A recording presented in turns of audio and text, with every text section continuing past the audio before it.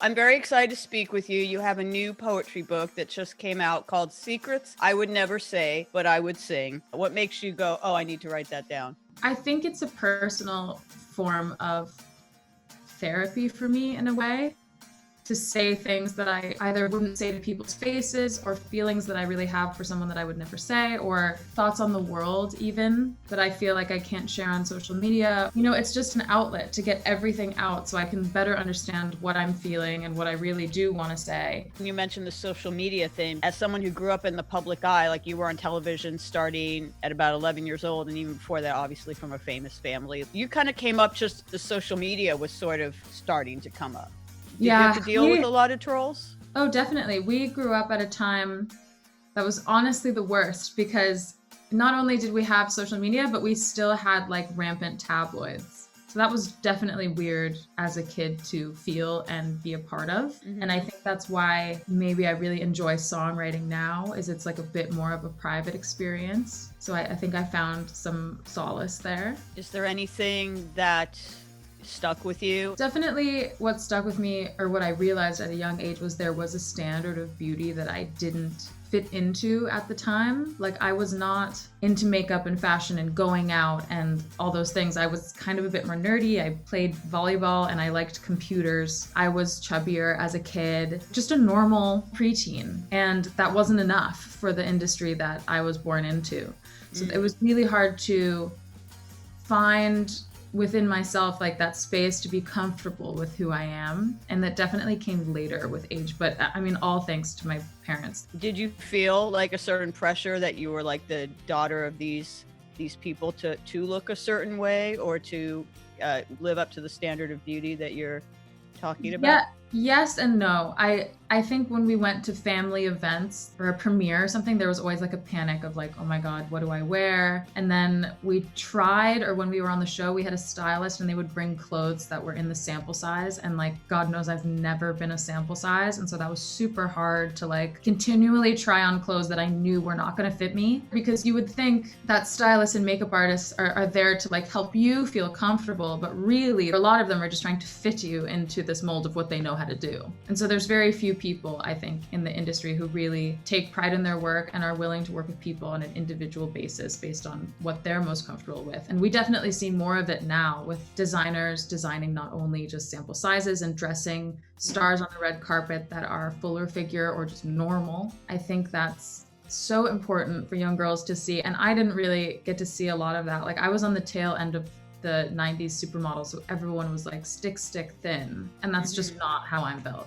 Do you remember any specific incident? Someone comes to a photo shoot knowing you're the subject and brings size 2, size 0 clothes. Did you have moments, anything like that? I don't know a single photo shoot that's not happened to me. It's not like they don't send your sizes ahead of time. I'm not lying when I say like, hi, I'm an 8. Please don't bring a 0. I won't fit in it. I don't mind being an 8. I'm completely comfortable with how I look and I'm very happy with my body. But what makes you doubt that is when people look at that, ignore it completely, and then just bring a 0 and expect you to fit into it.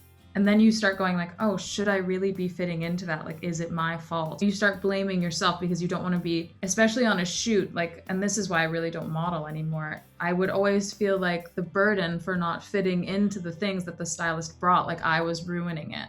But really, now looking back, being older with some more perspective, they knew who they were hiring for the shoot. Like, they should have brought things that fit.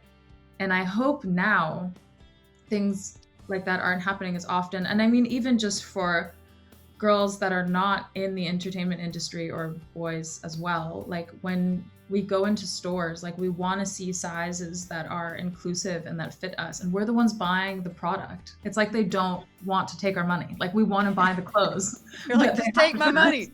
Yeah. Did your mother, I imagine, you know, she went through her own crap as a model. What advice did she give you, particularly when you were pursuing modeling, about how to not let that, you know, get to your head and mess with you, basically? The only things that I could model was like swimwear and lingerie, because that's where they kind of accept a bit more of a bustier person. Like, I was never doing high fashion stuff. I was always doing something like a little bit more on the sexy side. And I was really young and like not necessarily wanting to do that, but I felt like, okay, this is what people do when they're in my situation. We go and we model or we become socialites or whatever. Like I thought that's what I had to do. My mom was very clear when she said that I didn't have to do it and I could quit at any time. I found that it wasn't something I wanted to do. But I think if I didn't experience it, I would still think that I had to like live up to those beauty standards. You kind of have to go through it and be like, this is some bullcrap.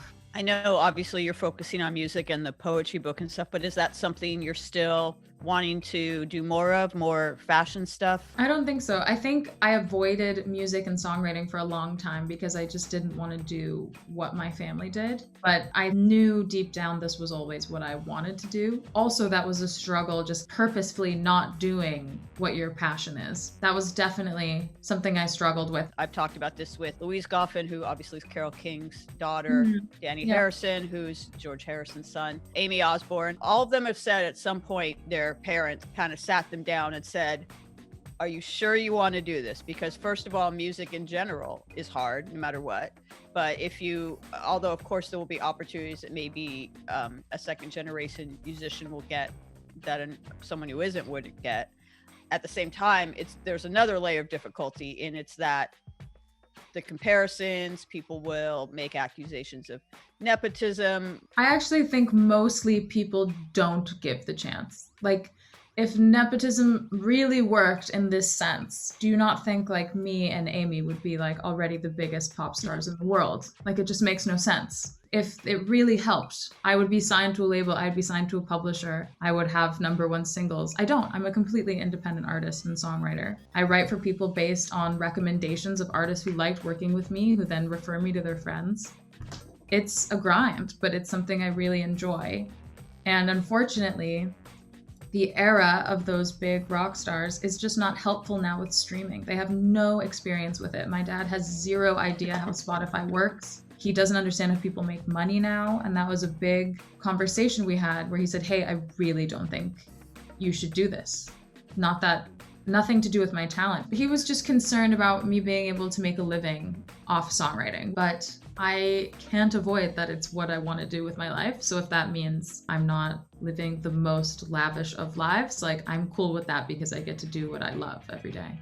Did you ever feel any pressure, whether external or internal, to sort of do something more metal or more hard rock, given the fact that, you know, at least hypothetically, there would be a ready-made audience for that? As you point out, you made a very salient point just now about the nepotism, because you obviously have gone in more of a dance direction with your latest.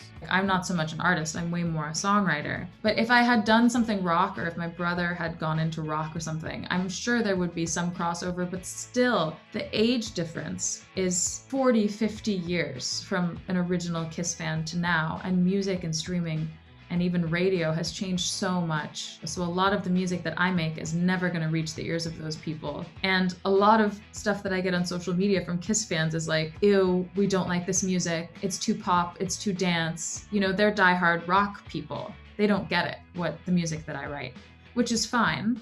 You really get crap from Kiss fans who basically want you to sound like a female-fronted Kiss? Like, they want you to spit blood or something? I don't really know what the expectation is, but I just know that no matter what you do, you can't make everyone happy, so you just have to make yourself happy.